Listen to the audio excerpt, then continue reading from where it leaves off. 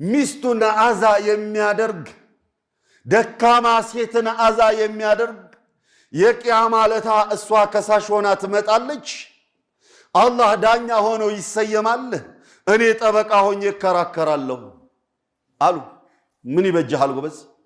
ሴት እቺ ናት በኢስላም ክብሯ ሁሌም ተጠብቆ ኡመን ወቢንተን ወዘውጀተን ወኻለተን ወዓመተን ተጠብቃ መኖር መቻል አለባት ሴት ልጅ።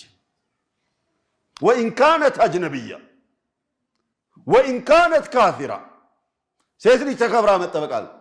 ሐቢቡና ሰለዋቱ ረቢ ወሰላሙሁ ዐለይህ ጂሃድ በሚያዘምቱበት ጊዜ የመጀመሪያ ወስያቸው ምንድን ነው የሚሆነው? እዛ መንደር ላይ ሄዳችሁ በንጋታ አካባቢ ስፈሩ።